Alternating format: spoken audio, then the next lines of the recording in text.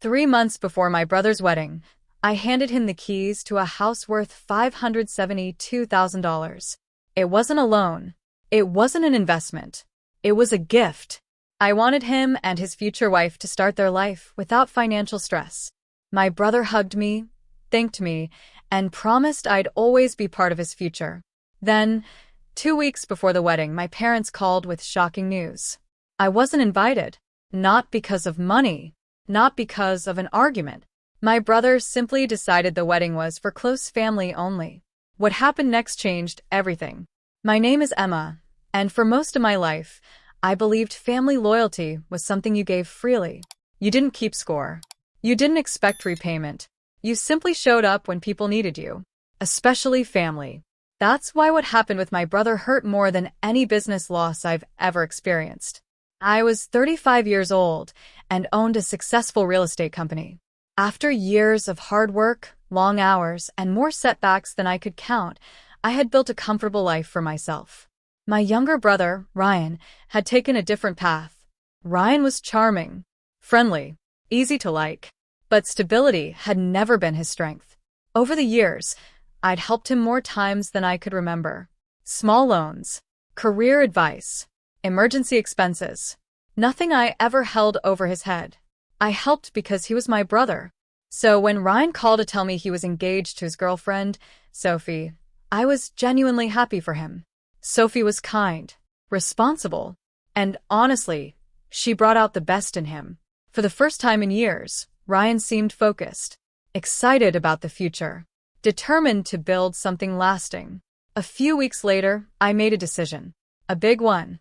I owned a fully paid property that had recently appreciated in value. A beautiful 3-bedroom home in a quiet neighborhood, worth approximately $572,000. I decided to give it to Ryan and Sophie as a wedding gift. Not lend it, not rent it, give it. The day I handed Ryan the keys, he looked completely speechless. What? He asked. I smiled. Consider it a head start. For a moment, I thought he might cry. He hugged me harder than he had in years. My parents were overwhelmed. Relatives called me generous. Ryan repeatedly thanked me. And Sophie seemed genuinely touched by the gesture. For a while, everything felt good. Like our family was closer than ever. Then wedding planning started. At first, I didn't notice anything unusual, but gradually communication changed. Group messages became quieter. Family discussions happened without me. Phone calls became less frequent. Whenever I asked questions about wedding details, the answers felt strangely short. I told myself I was imagining it. Then invitations went out. Friends received theirs. Relatives received theirs. Even distant cousins received theirs. Mine never arrived. At first, I assumed it was a simple mistake. Until my mother called. Her voice sounded uncomfortable. Emma, she said carefully, Ryan wants to keep the wedding small. I frowned. What does that mean? There was a long pause. Then she said the words I'll never forget. It's only for close family. For a second, I honestly thought she was joking. I wasn't. Ryan later confirmed it himself. Calmly. Without hesitation. I said very little during that conversation. After I hung up, I sat quietly at my desk. Then I opened a folder on my laptop, reviewed a single document, and made a decision nobody in my family saw coming. For the next 2 weeks, I barely spoke to anyone in my family. Not because I was angry, because I was disappointed. There is a difference. Anger fades. Disappointment settles deeper. The night after Ryan told me I wasn't considered close family, I reviewed the paperwork connected to the house. When I originally arranged the gift, my attorney had insisted on structuring everything properly. At the time, I thought he was being overly cautious. Now, I was grateful. The ownership transfer required several final steps before becoming fully permanent. Steps that had not yet been completed. Everything was completely legal, completely transparent, and entirely within my rights. The next morning, I contacted my attorney. By the end of the week, the transfer process had been formally paused. I didn't argue.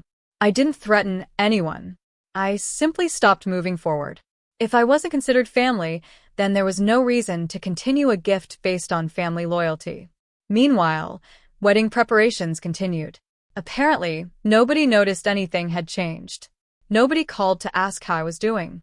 Nobody reconsidered the invitation. Nobody seemed concerned at all. Then, the wedding day arrived. While Ryan and Sophie exchanged vows, I spent the afternoon having lunch with two friends. No drama. No social media posts. No revenge fantasies. Just peace. That evening, my phone remained completely silent. Until nearly 10 o'clock. The first call came from Ryan. I didn't answer. Then came another. And another. Then my mother called. Then my father. Then several relatives. My phone lit up like a Christmas tree. Something had happened. I finally listened to a voicemail. Ryan sounded panicked. Emma, call me immediately. I listened to another. My father. We need to talk. Then another. My mother. Please answer your phone. I already knew why they were calling. After the reception ended, Ryan and Sophie had gone to see their future home. The house they believed belonged to them, only to discover the ownership process had not been finalized. The property was no longer waiting for them. The gift had stopped exactly where the paperwork stopped. Legally. Professionally. Completely properly. Ryan called again. This time, I answered. What happened? I asked calmly. You know exactly what happened. His voice was tight with frustration. I remained silent. Then I reminded him of the exact words he had used. It's only for close family. The line went quiet. For several seconds, neither of us spoke. Because suddenly the connection between those words and the house had become impossible to ignore. For the first time, Ryan seemed to understand the consequences of his choice. Then, in the background, I heard Sophie's voice. She asked a question. A simple question. And the moment she learned the full story, everything changed. What do you mean she gave you the house? That was Sophie's voice. Clear. Confused. And suddenly very interested in the answer. I could hear people moving around in the background. Car doors. Voices. The distant noise of family members trying to understand what was happening. Ryan didn't answer immediately. That silence told Sophie more than any explanation could. I finally spoke. 3 months ago, I transferred a house to you and Ryan as a wedding gift. Another silence followed. Longer this time. Then Sophie asked quietly. And after that, I wasn't invited to the wedding. No. She sounded stunned. Not angry. Not yet. Just shocked. I explained everything calmly. The gift. The missing invitation. My mother's phone call. Ryan's explanation about keeping the wedding for close family. I didn't exaggerate anything. I didn't need to. The truth was enough. For several seconds, nobody spoke. Then Sophie asked Ryan a question. Is that true? His answer was barely audible. Yes. Another silence. This one felt heavier. Finally, Sophie spoke again. Emma gave us a house worth over $500,000. She was going to. Ryan's correction didn't help. In fact, it seemed to make things worse. Why would you exclude her? Sophie asked. Ryan struggled to answer. I listened quietly. Excuses appeared, then disappeared. None of them sounded convincing. Because there wasn't a good explanation.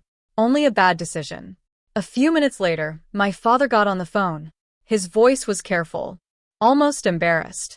Emma, maybe we should sit down and talk. I smiled to myself. 2 weeks earlier, nobody wanted that conversation. Now, everyone did. The irony wasn't lost on me. Over the next few days, the entire story spread through the family. Relatives who hadn't known what happened suddenly understood why I wasn't at the wedding. And for the first time, people started asking difficult questions. Questions Ryan couldn't easily answer. The biggest surprise came from Sophie. A week later, she called me personally. Not to ask about the house. Not to ask for favors. Just to apologize. For what happened. For not knowing. For not asking questions sooner. It was one of the most sincere conversations I'd had in years. Eventually, Ryan apologized too. It took longer. But he did. Trust wasn't repaired overnight. Some things never are. But boundaries became clearer. Respect became more important. And family relationships slowly improved. Looking back, the house was never the real gift. Loyalty was. And the moment they treated that loyalty as disposable, they finally learned how valuable it truly was.